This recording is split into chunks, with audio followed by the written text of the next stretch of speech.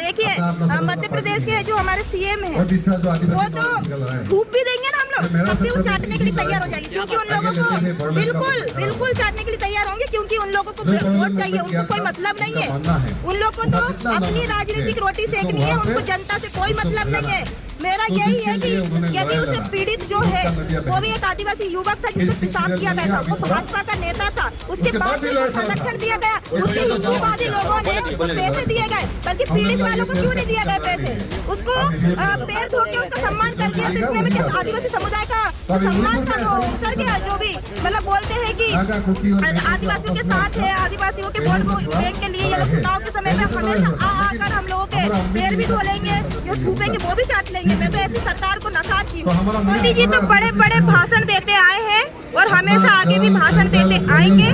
बेटियां देश की सुरक्षित नहीं है। सबसे बड़ा उदाहरण देख सकते हैं आप लोग, मध्य प्रदेश का नेमावर हत्याकांड हुआ था, जो कि सभी के संज्ञान में, देश के सभी के संज्ञान में है, लेकिन उस बहन को अभी तक न्याय नहीं मिला। तो कैसी सरकार, कैसा बेटी बचाओ बेटी पढ़ाओ, जिस बेटियों को 10 फीट गड्ढे में गाड़ दिया जाता है, तो ऐसी सरकार का हमें क्या करना है?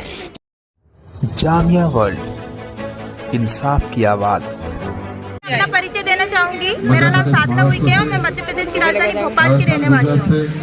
30 जुलाई 2023 को जयपुर से अम्बेडकर सर्कल से हम लोग पैदल यात्रा करके दिल्ली जंतर मंतर तक पहुँचे हैं। और जो देश में जितनी घटना हो रही है, तमाम जितने भी शोषित पीड़ित किसान मजदूर जितने भी हैं, और खास करके हमारी बहन बेटियों पर जो शोषण अत्याचार देश में हो रहे हैं, उस मुद्दे को लेकर हम लोग तीनों बहनें पैदल यात्रा करके यहाँ दिल्ली जंतर मंतर आए, ताकि हमारे मानव अधिकार आयोग और जनजाति आयोग, अनुसूचित जनजाति आयोग, महिला आयोग को सूचना पड़े कि 3 बेटियां हैं अभी देश में, और भी बेटियां हैं देश में जो कि शिक्षित है, जागरूक है, स्वतंत्र है और अपना हक अधिकार जानती है।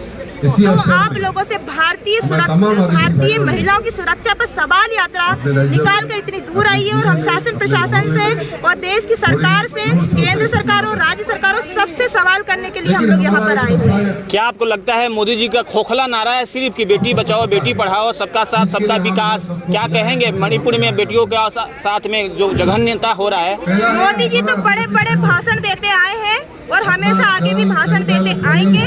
बेटियां देश की सुरक्षित नहीं है। सबसे बड़ा उदाहरण देख सकते हैं आप लोग, मध्य प्रदेश का नेमावर हत्याकांड हुआ था, जो कि सभी के संज्ञान में, देश के सभी के संज्ञान में है, लेकिन उस बहन को अभी तक न्याय नहीं मिला। तो कैसी सरकार, कैसा बेटी बचाओ बेटी पढ़ाओ, जिस बेटियों को 10 फीट गड्ढे में गाड़ दिया जाता है, तो ऐसी सरकार का हमें क्या करना है?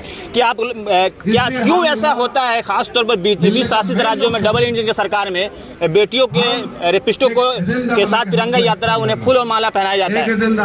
अरे ये देश में बोल तो रही पुरुष सत्ता देश है, और जो केंद्र सरकार में बैठी है ना बीजेपी सरकार, ये सब अपनी मनमानी करने वाले लोग बैठे हैं, तानाशाही करने वाले लोग बैठे हैं। ये लोग लोकतंत्र में आज तमाम लोकतंत्र की हत्या के लिए, तमाम मनुवादी षड्यंत्रों को नाकाम करने के लिए हम जैसी तीनों बहनें जो निकली हैं, और भी हजारों लाखों बहनें निकली। हाथ में जो बैनर है उसमें लिखा हुआ क्या वास्तव में भारत लोकतांत्रिक देश है? तो क्या लगता है आपको भारत के लोकतंत्र पे कोई शक है? बिल्कुल शक है ना। आप हम जैसे शोषित पीड़ित लोग तो इस देश को, संविधान को मानते हैं और अपना हक अधिकार भी जानते हैं, क्योंकि अब शिक्षित होने लगे। लेकिन जो सत्ताधारी लोग हैं, केंद्र में, राज्य में लोग बैठे हुए हैं, वो लोग क्या कर रहे हैं? वो इस लोकतंत्र को मान रहे हैं? बिल्कुल नहीं मान रहे। ये सवाल आप मीडिया वालों को उनसे पूछना चाहिए। मोदी जी इसी लोकतंत्र के मंदिर में सर झुकाते हैं, तो क्या लगता है सिर्फ डबल स्टैंडर्ड पॉलिसी उनका है? जब सिर झुकाते हैं तो देश की राष्ट्रपति जो प्रथम नागरिक है इस देश की, तो उनको संसद में क्यों नहीं जाने दिया उन्होंने? प्रधानमंत्री को क्या हक था जाने का?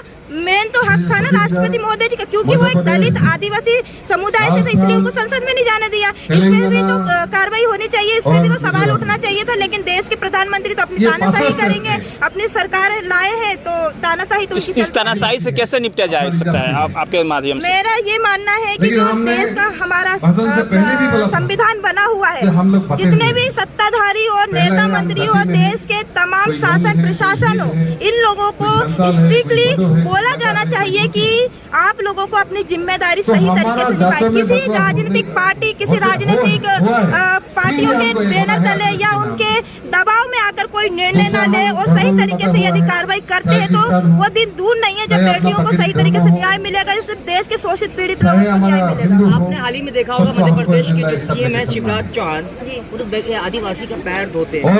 बिल्कुल, आदिवासी के साथ तो वो और पीएम मोदी जो है सबका साथ सबका विश्वास का नारे के साथ जो है देश को आगे बढ़ा रहे हैं। देखिए मध्य प्रदेश के जो हमारे सीएम हैं वो तो थूप भी देंगे ना हम लोग, तब भी वो चाटने के लिए तैयार हो जाएगी, क्योंकि उन लोगों को बिल्कुल चाटने के लिए तैयार होंगे, क्योंकि उन लोगों को वोट चाहिए, उनको कोई मतलब नहीं है। उन लोग को तो अपनी राजनीतिक रोटी सेकनी है, उनको जनता से कोई मतलब नहीं है। मेरा यही है कि यदि उसे पीड़ित जो है वो भी एक आदिवासी युवक था जिसमें पेशाब किया गया था, वो भाजपा का नेता था, उसके बाद भी उसको संरक्षण दिया गया, उसके हिंदूवादी लोगों ने उसको पैसे दिए गए, बल्कि पीड़ित वालों को क्यों नहीं दिया गया पैसे? उसको पैर धो के उसका सम्मान कर दिया, तो इतने में क्या आदिवासी समुदाय का जो सम्मान था वो उतर गया। जो भी मतलब बोलते हैं कि आदिवासियों के साथ है, आदिवासियों के वोट बैंक के लिए ये लोग चुनाव के समय पे हमेशा आकर हम लोगों के पैर भी धो लेंगे, जो थूपेंगे वो भी चाट लेंगे। मैं तो ऐसी सरकार को नकारती हूँ। प्रधानमंत्री महिला सशक्तिकरण की बात करते हैं, महिला सम्मान की बात करते हैं, कहा जाता है देश सुरक्षित हाथों में। अब ये क्या बोले, अब तो नेशनल टीवी आप लोग जो भी होंगे मीडिया वाले, जो नेशनल जो गोदी मीडिया है ना, वो लोग तो मोदी जी के चमचे लोग हैं। जब तक पैसा नहीं फेंकेंगे मोदी जी, जब तक वो उस तरीके से बात ही नहीं करेंगे जिस तरीके से एक शोषित पीड़ित परिवार को उनको हाईलाइट करना चाहिए। लेकिन वो इन्होंने इतना पैसा दे दिया, इन्होंने इतना पैसा दे दिया, मोदी जी ने इतना पैसा दे दिया, उनके पीड़ित परिवार के घर गए, सीएम पीड़ित परिवार के घर, मतलब इतना हाईलाइट करते हैं, लेकिन कुछ होना जाना नहीं है। जमीनी स्तर पर यदि बोला जाए तो ये नेमावर की लड़की यहाँ पर आई हुई है हम लोग को समर्थन के लिए, और उसके परिवार को अभी तक न्याय नहीं मिला है। ये सबसे बड़ा सवाल है कि हमारी न्याय व्यवस्था कहाँ? न्याय तो नहीं मिला, क्या विश्वास है न्याय मिलेगा? हमको पार्लियामेंट भेजना है। न्याय तो मिलना चाहिए था ना, क्योंकि संविधान मिलना चाहिए अलग है, लेकिन विश्वास है कि नहीं? विश्वास है पूरा, क्या है जब विश्वास है आपको न्याय? बिल्कुल विश्वास है, लेकिन जो न्याय व्यवस्था में लोग बैठे, जो लोग बैठे, हम सबको गलत नहीं बोल रहे, लोग बैठे हैं ना, जो शासन जो सरकार है, जो सत्ताधारी सरकार, उनके प्रेशर में आकर गलत निर्णय लेती है। फिर आपको सुप्रीम कोर्ट पे भरोसा नहीं? सुप्रीम कोर्ट पे क्यों भरोसा नहीं होगा? उसी की तो लड़ाई लड़ रहे हैं आज हम, संवैधानिक लड़ाई, ताकि सुप्रीम कोर्ट में हम लोग को न्याय मिले। हम सुप्रीम कोर्ट के खिलाफ नहीं है, लेकिन जो प्रशासन, जो सत्ताधारी लोग प्रेशर बनाते हैं अपराधियों को बचाने के लिए, हम उसके खिलाफ हैं। आप कहाँ से आए? मैं मध्य प्रदेश भोपाल से। कितने तारीख से? दिल्ली में आके नहीं, हम लोग 30 जुलाई से निकले हैं। लेकिन एक सवाल बनता है, मध्य प्रदेश से तो आने वाला समय जो भी चुनाव होने वाले 1-2 महीने में, तो क्या आप देखती हैं कि महिलाओं के लेकर सरकार या बिल्कुल, अभी देखा होगा मध्य प्रदेश में लाडली बहना योजना लेकर आ गए। अरे मामा जी, हमें योजना नहीं चाहिए, हम तो हमेशा से बोलते आए हैं, हमें ऐसा अधिकार, ऐसा पावर दे दीजिए जिससे कि हम एक एक अपराधियों को एक एक गोली से उड़ा दे। कोई भी बहन बेटी, उसका भी तो जीवन जीने का अधिकार है, लेकिन कोई भी आता है और आकर उनको। अच्छा, ये नाम तो बड़ा अच्छा है, लाडली बहन, लेकिन उसी लाडली बहन के साथ जो अत्याचार होता है, तो ये तो दोहरी पॉलिसी हुआ ना? हाँ ना, तो क्या बोले, राजनीतिक सत्ताधारी लोग तो वोट के लिए कुछ भी कर लेते, कुछ भी योजना ले आते, उनको। सवाल है, क्या लगता है 2024 में बदलाव आप चाहती हैं? बिल्कुल बदलाव चाहते हैं हम लोग, इनको लाना चाहते हैं। और दूसरा मेन चीज हम लोग जितने भी हमारे प्रतिनिधि हैं, ईमानदारी से और सामाजिक संगठन के हो, जो शोषित पीड़ित लोगों से मिलकर जाते हो, उनके साथ बैठते हो, खाना खाते हो, उनका आवाज उठाते हो, ऐसे प्रतिनिधि होना चाहिए।